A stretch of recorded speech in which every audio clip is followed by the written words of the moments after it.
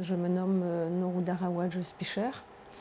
J'étais adjointe en mairie d'Abbeville. Ma délégation jeunesse et quartier. Et puis, voilà, bonjour, je me suis retrouvée mise en examen pour aide à l'entrée et au séjour irrégulier d'une personne.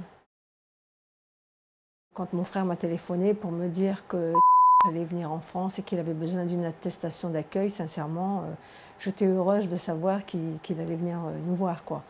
Donc, je suis allée en mairie, on m'a demandé tout un dossier. Je me rappelle encore, même l'heure, c'était le matin, vers 9h30. Je suis retournée l'après-midi.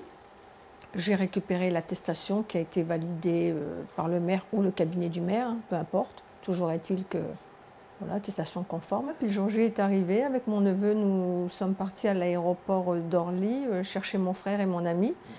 Donc quand je l'ai vu arriver, j'étais vraiment très très heureuse. À ce moment-là, je me suis dit, bon c'est très bien, il est en France, donc toute contente, quoi. Donc après, ensuite, moi je ne suis pas flic, c'est pas à moi à faire des recherches pour savoir si oui ou non il est en situation régulière ou pas. De toute façon, s'il était à l'aéroport d'Orly, s'il est passé, c'est que tout était bien régulier. Un jour, je ne sais plus exactement quand, mais je sais qu'il faisait froid, je ne sais plus si c'était au mois de mars. Sincèrement, la date, je ne m'en souviens pas. Je suis passée au quartier des Platanes, et puis je le vois en train de zoner, c'est le terme. Hein. Donc je lui dis, qu'est-ce que tu fous là? Il me dit, écoute, j'attends Titi, mais il n'est pas encore rentré, donc j'attends pour dormir. Je lui dis, écoute, t'es con, viens dormir à la maison. De là, je l'ai emmené chez moi. Voilà, on lui a proposé le repas, de prendre une douche. Voilà, c'était la première nuit qu'il passait vraiment chez moi. Parce que je le rencontrais souvent, bien sûr, j'étais même promenée avec lui et tout, j'allais en brocante, lui acheter des fringues, de temps en temps je faisais le plein de courses. Et puis j'avais mon cousin qui venait aussi d'Algérie, qui devait venir, donc je lui dis écoute, il voulait partir le lendemain, je lui dis non écoute reste, il y a Ahmed qui vient, reste, comme ça au moins on pourrait discuter un peu du bled et tout ça. Donc il est resté de nuit. Bonjour, boum, on vient me chercher à 6h du matin, donc là, la garde à vue. Là, ça a été la descente aux enfers, sincèrement.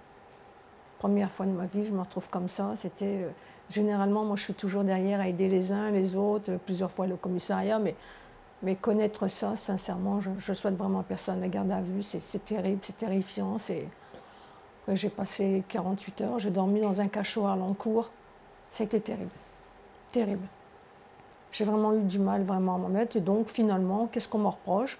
Voilà, aide à l'entrée et circulation d'un être humain, quoi, d'une personne. Alors je dis, mais qu'est-ce que j'ai fait? Mais voilà, je ne comprends pas. Et je vous avouerai qu'encore aujourd'hui, je ne comprends pas vraiment qu'est-ce que j'ai fait.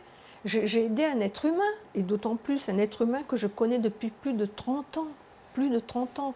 Je vous avouerai que déjà, tendre la main à un être humain, moi, ça, c'est monnaie courante. Je le fais couramment. Moi, c'est vraiment... On n'a pas besoin de me dicter ça. Là, je tends la main à un être humain, il était dehors, je l'amène chez moi. Bien sûr que je lui offre le gîte, le couvert, bien sûr que je suis allée. Et j'ai même dit ça à la gendarmerie. Je pense que les poursuites qui sont diligentées à l'égard de Mme Rawaj n'ont plus lieu d'être en raison notamment de son innocence d'une part, mais également en raison d'une modification de la loi. Alors je vais être très concis et très clair là-dessus. Le 28 septembre 2012, le ministre de l'Intérieur de l'époque, M. Manuel Valls, a présenté en Conseil des ministres un projet de loi visant notamment à supprimer ce que l'on appelle le délit de solidarité. Le délit de solidarité, pour parler clairement, ça peut être, si vous voulez un exemple, le fait d'héberger un individu, un étranger en situation irrégulière et de lui offrir le gîte et le couvert pendant un certain nombre de nuits, tout en sachant qu'il est en situation irrégulière, le faire à titre humanitaire de manière désintéressée. Donc, à l'époque, cela était réprimé, mais depuis la loi du 31 décembre 2012, ce n'est plus un délit dès lors qu'il n'y a pas eu de contrepartie pour la personne qui héberge. En gros, celui qui fait ça de manière désintéressée, sans être rémunéré par exemple, ne doit pas être poursuivi, c'est le sens de la loi. Il faut préciser qu'il y a une instruction qui était assez longue dans ce dossier et qu'au terme de l'instruction, même s'ils ont décidé le renvoi de ma cliente devant le tribunal correctionnel, à aucun moment il n'a été évoqué qu'elle ait pu bénéficier d'une contrepartie. C'est-à-dire que l'on n'a pas examiné les conditions au regard de la nouvelle loi pour déterminer l'innocence de ma cliente, et ça fera l'objet d'un débat judiciaire devant le tribunal correctionnel. À partir du moment où on est en France, dans le pays des droits de l'homme, et que les principes généraux du droit ont une certaine importance, j'imagine que l'on tiendra compte de la suppression du délit de solidarité et du fait qu'il manque désormais un élément légal à l'infraction qui est reprochée. Et de toute façon, j'ai des arguments juridiques à faire valoir le défaut d'élément moral de l'infraction. Donc, sans base légale, je ne comprends pas comment ma cliente pourrait être condamnée. J'ai confiance dans la justice de mon pays.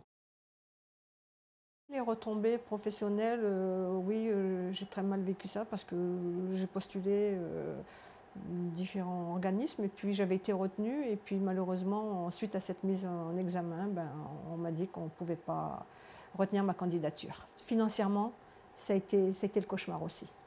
Donc voilà, mais malgré tout, je tends quand même la main aux autres. Maintenant, j'espère et voilà, j'ai vraiment confiance en la justice de mon pays, donc j'espère vraiment voilà, être innocentée et lavée de tout soupçon, quoi, parce que je dirais que j'ai été quand même, disons, j'ai été salie, j'ai été humiliée, mon nom de famille, par moi-même, j'en ai souffert. Mais quand je dis j'en ai souffert, il ne faut pas que j'oublie, pas que moi, mon mari aussi, mes enfants, ma famille. Parfois, il m'est arrivé de dire bonjour à des personnes que je connaissais et puis qui me regardaient sans me répondre. Et le contraire, j'ai eu beaucoup de soutien. De là, on a créé ce comité de soutien où j'étais quand même arrivée à 1000 adhérents quand même. Donc, je suis contente, quoi. Je me dis, bon, ça va, tout le monde ne croit pas tout et n'importe quoi. Et j'ai qu'une hâte, c'est d'arriver au jugement pour prouver justement que je suis innocente.